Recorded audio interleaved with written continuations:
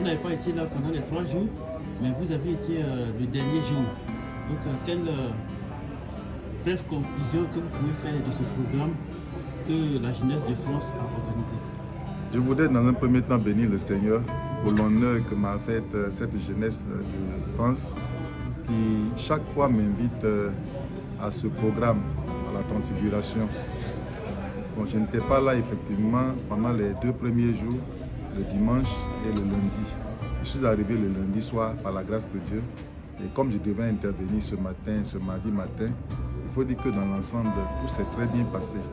Les échos que j'ai eus par la grâce de Dieu relativement aux jours précédents étaient des échos très favorables. La jeunesse a eu le temps de chercher vraiment la face de Dieu. De nos jours, ce sont des choses qui sont rares, surtout en Europe ici, des jeunes gens qui se mobilisent pour la cause du Seigneur Jésus. Il n'y a vraiment rien du tel. C'était vraiment extraordinaire. Hier soir, je suis venu les trouver en train de procéder à une repentance sincère où chacun a pu vraiment se déverser, vider son cœur devant le Seigneur. Ce matin, ça a été un moment formidable, un moment merveilleux que nous avons vécu dans la présence du Seigneur. Et je crois pour ma part que la prière de ce matin, la prédication accompagnée de prières, ces 2 éléments ont été particulièrement la suite logique de ce qui s'est passé les 2 précédents jours. La gloire de Dieu est descendue et s'est manifestée merveilleusement.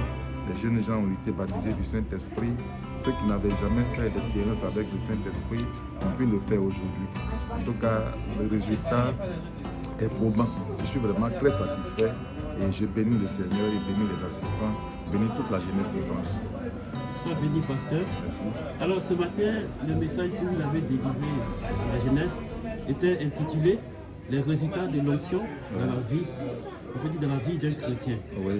Alors, en tant que jeunesse, alors, quel conseil peux-tu donner à la jeunesse par rapport à tout ce que nous avons acquis aujourd'hui durant ce programme et par rapport au thème que vous avez donné, qu'est-ce que la jeunesse peut faire pour pouvoir conserver les acquis ou encore les résultats de l'onction dans la vie d'un chrétien? D'abord, nous devons comprendre que les résultats donnés ce matin par rapport à l'onction que les jeunes doivent impérativement recevoir sont des éléments très importants d'abord, à savoir, comment on appelle, être approuvé par le Seigneur, avoir l'autorité qu'il faut pour pouvoir dominer les mauvais esprits, les vaincre à tout moment, et puis être honoré, parce que l'onction vient pour honorer le jeune. Et plusieurs jeunes aujourd'hui ont perdu leur honneur, ont perdu leur vraie image. Et il n'y a que Dieu seul qui, par son esprit, peut les restaurer, les repositionner par sa grâce. Et c'est ce même Dieu-là qui donne aux jeunes le pouvoir de pouvoir avancer dans leur vie. Alors tout ce que je peux dire aux jeunes, de tout faire pour conserver ces acquis-là. Il ne suffit pas seulement de recevoir la parole, mais lorsqu'on la reçoit, qu'est-ce qu'il faut faire? Il faut l'appliquer à sa propre vie et être beaucoup plus vigilant, beaucoup plus prudent et s'engager à fond.